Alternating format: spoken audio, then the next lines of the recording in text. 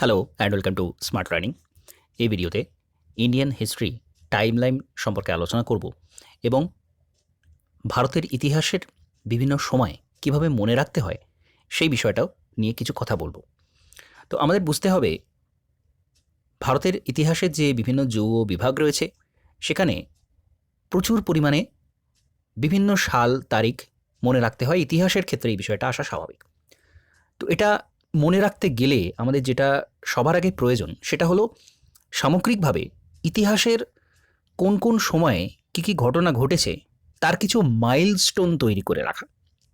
অর্থাৎ সমস্ত কিছু একসাথে মনে রাখতে না গিয়ে প্রথমে কিছু কিছু পার্টিকুলার মাইলস্টোন অর্থাৎ কিছু পার্টিকুলার বছর মনে রাখা। তাহলে পরবর্তী সময় আমরা যখন ইন ডিটেলসে আরও অনেক বেশি সাল পড়ব ওই পার্টিকুলার মাইলস্টোনটাকে ধরে বাকিগুলো কিন্তু মনে রাখা সম্ভব হবে। বিষয়টা কীরকম?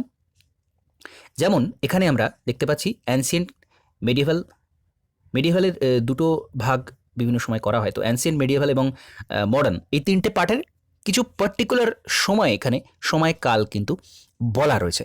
তো এখানে যেমন ইন্দাস ভ্যালি সিভিলাইজেশনের একটা সময়কাল বলা রয়েছে, Vedic civilization, Nanda dynasty, Shunga dynasty, Maurya dynasty. তো বিভিন্ন ডাইনেস্টির সময়গুলো দেওয়া রয়েছে এখানে। মেডিভ্যালেও তাই রয়েছে, ডাইনেস্টির সময় দেওয়া রয়েছে। তো এখানেও বিভিন্ন ডিভিশনগুলো করা রয়েছে। তো আমরা এইভাবে ডিভিশনগুলো করতে পারি, অথবা বিভিন্ন পার্টিকুলার সাল, এখানে যেমন ভেদিক পিরিয়ডের বিভিন্ন পার্টিকুলার সাল রয়েছে। এখান থেকে প্রথমে আমরা কি করব, কিছু পার্টিকুলার সালকে বেছে নেব যেগুলোকে আমরা মাইলস্টোন ধরে রাখব। যেমন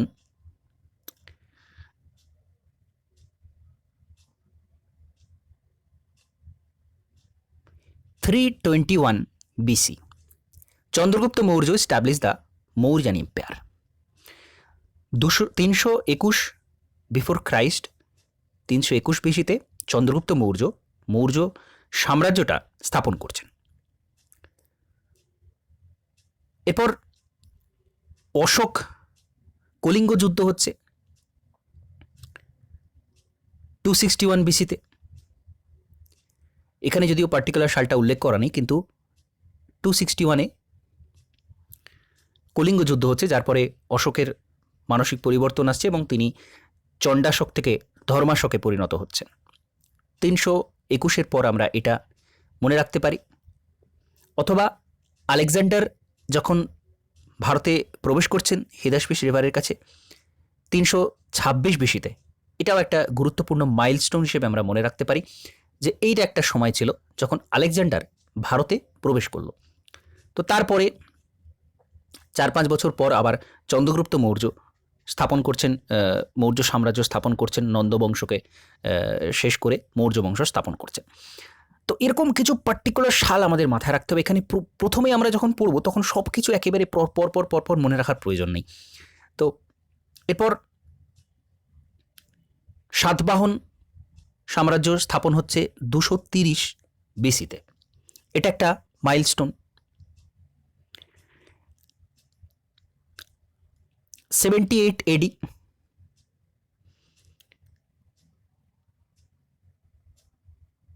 এখানে সাতকর্ণী, গৌতমীপুত্র সাতকর্ণী সাতবাহন এম্পায়ারে স্থাপন করছেন। এখানে সাতবাহন এম্পায়ারের পাওয়ারে আসছেন উনি। বা 78 খ্রিস্টাব্দ, যেটাকে আমরা শকাব্দের শুরু বলি, সেটা শুরু হচ্ছে এখানে। 320 AD গুপ্ত সাম্রাজ্যের মূল সূত্রপাত হচ্ছে, অর্থাৎ প্রথম চন্দ্রগুপ্ত এখানে সিংহাসন আরোহণ করছেন 320 AD-তে, যেটাকে আমরা গুপ্ত যুগের সূত্রপাত বলে থাকি। তো 78-এর পরে আমরা একেবারে 320টা মনে রাখতে পারি। এরকম কিছু পার্টিকুলার সাল। 606 AD হর্ষবর্ধন রাজা হচ্ছেন। তারপরে 1017 AD আলবেরুনি ভারতে আসছেন। মোহাম্মদ গজনির সাথে আলবেরুনি ভারতে আসছেন। 1191-1192 তরাইনের প্রথম যুদ্ধ, তরাইনের দ্বিতীয় যুদ্ধ। 1288 মার্কো পোলো ভারতে আসছেন, নিজের মতো করে বিভিন্ন পার্টিকুলার যে সালগুলো মনে হবে যে এটা সবচেয়ে বেশি গুরুত্বপূর্ণ এবং এটা খুব সহজে আমার মনে থাকবে, এরকম কিছু সাল নির্বাচন করে সেইটাকে প্রথমে মাথায় গেঁথে নিতে হবে যে এই সিকোয়েন্সে হিস্ট্রিটা হয়েছিল।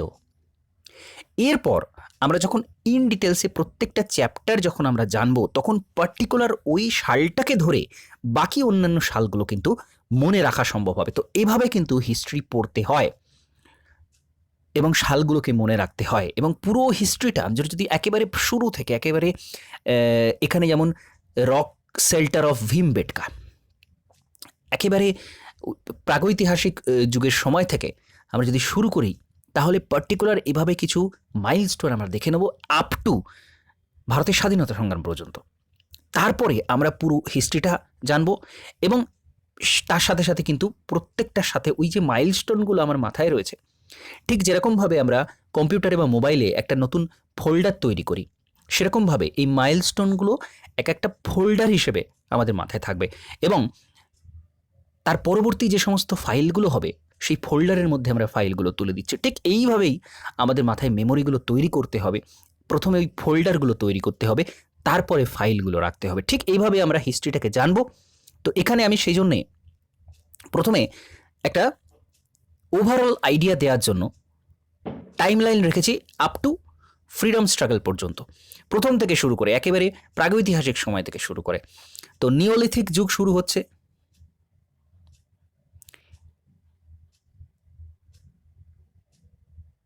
৭৬০০ থেকে ৩৩০০ BC সময় নিওলিথিক যুগ চলছে, অর্থাৎ যেটাকে আমরা নব্য প্রস্তর যুগ বলে থাকি। প্রস্তর যুগের যে 3টে ভাগ, তার সর্বশেষ ভাগ নিওলিথিক, যেখানে মানুষ আগুনের ব্যবহার শিখছে, চাকার ব্যবহার শিখছে, সেই সময় নিওলিথিক। এরপর ইন্দাস ভ্যালি সিভিলাইজেশন ৩৩০০ থেকে ১৭০০ BC পর্যন্ত। মূল যে সময়কাল সেটা এখানে দেওয়া রয়েছে, বিভিন্ন কন্ট্রোভার্সি থাকতে পারে, কিন্তু রেডিও কার্বন ডেটিং অনুসারে মোটামুটি এই সময়টা ধরা হয় ইন্দাস ভ্যালি সিভিলাইজেশনের সময়। তারপরে পোস্ট ইন্দাস ভ্যালিতে কিছুটা ইভলিউশন হচ্ছে, অর্থাৎ 1500 থেকে ভেদিক ধরা হয় বৈদিক সভ্যতা, 1500 BC থেকে 500 পর্যন্ত বৈদিক সভ্যতা ধরা হয়। এবং বৈদিক সভ্যতারও আবার দুটো ভাগ রয়েছে, আর্লি বেদিক এবং ল্যাটার বেদিক। তো ইন্দাস ভ্যালি হয়ে গেল, তারপরে আর কয়েক বছর ঠিক যেরকম বাউন্ডারি থাকে কোনো দুটো জায়গার মধ্যে, যেমন বাউন্ডারি থাকে, ঠিক সেরকম একটা বাউন্ডারি সময় 200 বছর কাটছে 1700 থেকে 1500 থেকে। তারপর বেদিক সিভিলাইজেশন শুরু হয়ে যাচ্ছে। তারপর মহাজনপদ চলে আসছে 500 থেকে 345 পর্যন্ত, অর্থাৎ রাজাদেশ যুগ শুরু হওয়ার আগে বড় বড় জনপদ, সেই তাদের একটা রমরমা শুরু হচ্ছে, যেটাকে আমরা মহাজনপদ বলে থাকি। 16টা মহাজনপদ ছিল, আরও অনেক অজস্র জনপদ ছিল। তো তারা একত্রিত হয়ে সাম্রাজ্যের সূত্রপাত ঘটাচ্ছে সেই সময়টা 500 BC থেকে 345 BC।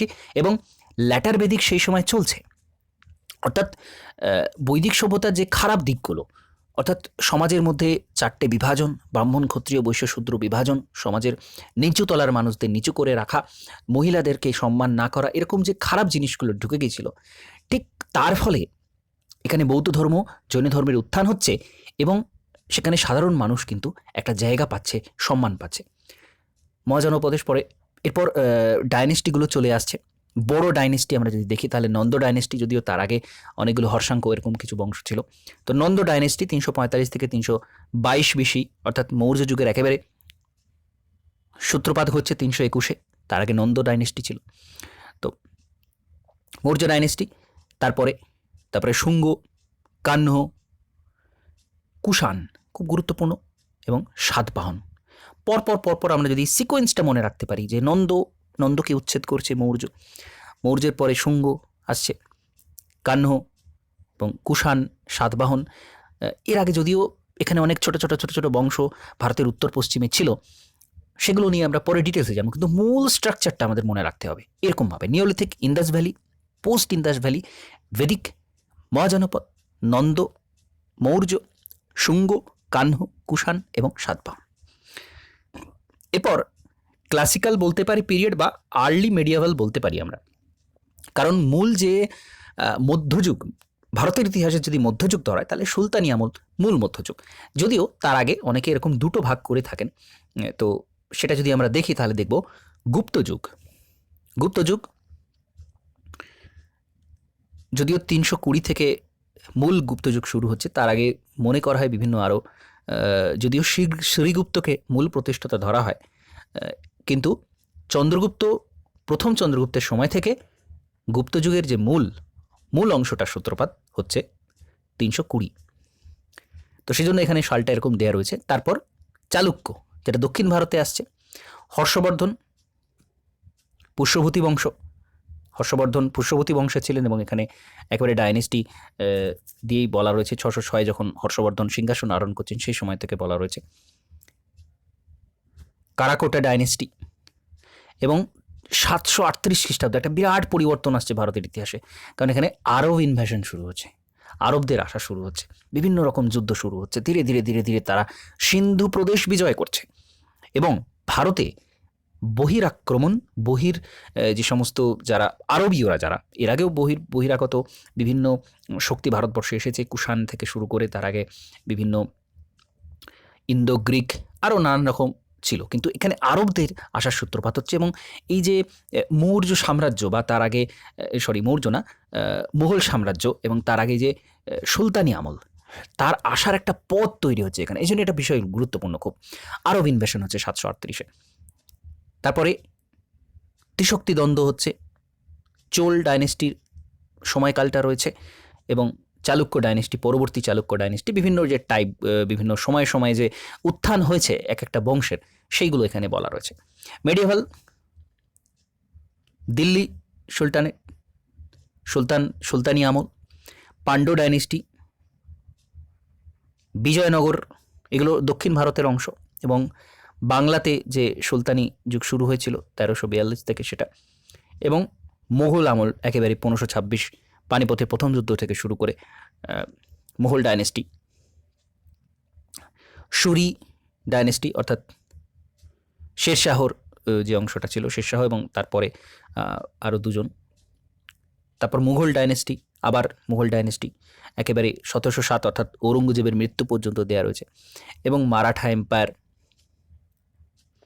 1774 অর্থাৎ শিবাজির সিংহাসন আরোহণ থেকে 1818 চতুর্থ ইঙ্গ মারাঠা যুদ্ধ শেষ হচ্ছে।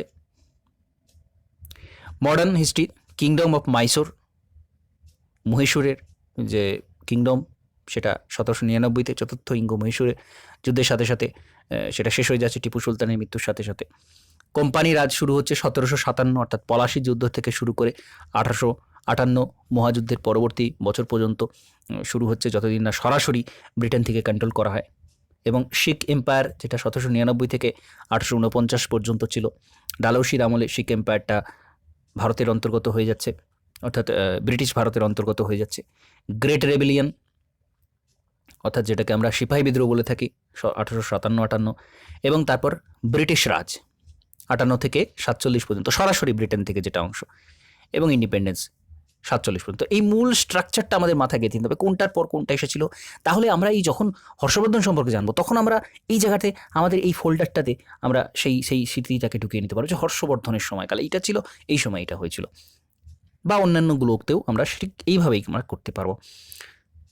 তো আমরা যদি একেবারে পরপর সিকোয়েন্স অনুযায়ী একটু ডিটেলসে যাই, তাহলে দেখব ভীমবেটকাতে রক শেল্টার তৈরি হচ্ছে। অর্থাৎ ভারতে একেবারে প্রাগৈতিহাসিক সময়কালের যে ইতিহাসের চিহ্ন, সেটা আমরা ভীমবেটকাতে খুঁজে পাই, যেটা গুহা আশ্রয়ী মানুষ যারা তাদের চিহ্ন রেখে গিয়েছিল। তো এটা বিন্ধ্য অঞ্চলে রয়েছে, মধ্য ভারতে সেন্ট্রাল ইন্ডিয়ান প্লেটোতে রয়েছে। 5টা গ্রুপ এর দেখতে পাওয়া যায় এবং মেসোলিথিক পিরিয়ড থেকে এটা বিভিন্ন সময় কিন্তু এগুলো উদ্ভব হয়েছিল এই ভীমবেটকা অঞ্চলে। আর সিন্ধু সভ্যতার পূর্বে একটা গ্রামীণ সভ্যতা কিন্তু ছিল মেহেরগড় সভ্যতা, যেটা বালুচিস্তানে, বর্তমানে পাকিস্তানের বালুচিস্তানে রয়েছে, খুব গুরুত্বপূর্ণ। কিন্তু এটা ছিল গ্রামীণ সভ্যতা, যেটা 7000 BC থেকে 3300 BC পর্যন্ত। তারপর তো ইন্দাস ভ্যালি সিভিলাইজেশন শুরু হয়ে যাচ্ছে 3300 থেকে 1700 BC পর্যন্ত। যেটা 1920-তে যা ডিসকভার হচ্ছে, এবং ইন্দাস ভ্যালি, এবং সেটাকে দুটো ভাগে ভাগ করেছে, আর্লি হরপ্পান এবং ম্যাচিওর হরপ্পান।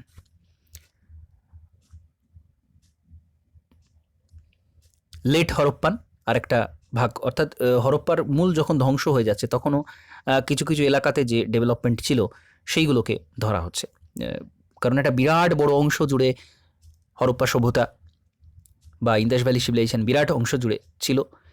হঠাৎ করে পুরোটা তো একসাথে একই দিনে ধ্বংস হওয়া সম্ভব হয়নি, কিছু কিছু অংশ ছিল, তো সেই জন্যে সেটাকে ল্যাটার হরপ্পান ফেজের মধ্যে ফেলা হচ্ছে। আর Vedic period, early Vedic, later Vedic, যেখানে অনেক কিছু গুরুত্বপূর্ণ বিষয় ছিল। আর্লি ভেদিক 1000 BC পর্যন্ত আর্লি ভেদিক বলা হয়। এখানে ঋগ বেদ লেখা থেকে শুরু করে সমস্ত গুরুত্বপূর্ণ যে সাহিত্য সেগুলো রচনা শুরু হচ্ছে এখানে। এবং এখানে সমাজে কিন্তু সেই ডিসক্রিমিনেশন ছিল না, প্রাথমিকভাবে খুব দারুণ একটা সমাজ ব্যবস্থা কিন্তু এখানে ছিল, মহিলাদেরও সম্মান করা হতো। তো নানা রকম বিষয় এখানে, যেগুলো আমরা ডিটেলসে পরবর্তী সময় দেখব। ল্যাটার ভেদিক এজেতেও কিন্তু এই ডিক্লাইন শুরু হয় ধীরে ধীরে, সমাজের বিভিন্ন সমস্যাগুলো আসতে শুরু করে। এবং এখানে ওই যেটা বলছিলাম যে বিভিন্ন মাইলস্টোন মনে রাখা, সেটা এখান থেকে করা যেতে পারে। এরপর অ্যানসিয়েন্ট ইন্ডিয়া শুরু হচ্ছে। অ্যানসিয়েন্ট ইন্ডিয়ার মূল যে বিভিন্ন বিভাগগুলো, ভেদিক পিরিয়ড যেই শেষ হচ্ছে, ভেদিক পিরিয়ডের সঙ্গে সঙ্গে কিন্তু বিভিন্ন বিভাগ শুরু হয়ে যাচ্ছে, যেখানে জৈনিজম এবং বুদ্ধিজমের সূত্রপাত ঘটছে। যেটা এখানে কিছুক্ষণ আগে আমি বলছিলাম যে আলেকজান্ডারের ভারতে আগমন ঘটছে এবং বিভিন্ন এম্পায়ারগুলো এখানে দেখা যাচ্ছে। আমি এখানে স্পেসিফিক কিছু বলবো না যে পার্টিকুলার এটাই মনে রাখতে হবে অ্যাজ এ মাইলস্টোন। যার যেরকম মনে হবে যে এটাকে আমি মনে রাখতে পারবো বা এটা আমাকে বেস্ট, আমাকে মনোযোগ আকর্ষণ করছে এই জায়গাতে, সেই সালটাকে কিন্তু মাথায় রাখতে হবে। এভাবে পুরোটা কভার করতে হবে। এবং তারপরে মেডিয়েভাল পিরিয়ড রয়েছে, আর্লি মেডিয়েভাল এবং লেট মেডিয়েভাল পিরিয়ড দুটো রয়েছে, যে হর্ষবর্ধন এর সময়কাল বা প্রত্যেকটা এখানে গুরুত্বপূর্ণ। যেটা মনে রাখা মনের মতো হবে, যেটা সম্ভব হবে মনে রাখা, সেটা এখান থেকে মনে রাখতে হবে। এবং পোস্ট মেডিয়েভাল, যেটাকে আমরা মুঘল সাম্রাজ্যের অংশ বলছি, 1526 থেকে শুরু করে, এগুলো প্রত্যেকটা গুরুত্বপূর্ণ।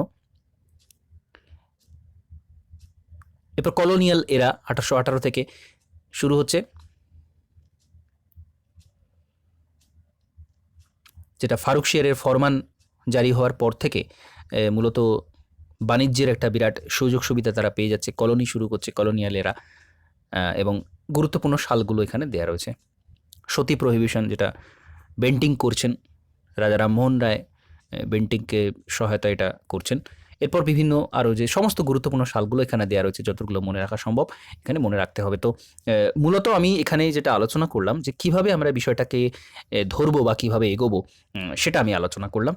তো এই অংশের আলোচনাটা আমি এখানে সমাপ্ত করছি। নমস্কার, ধন্যবাদ।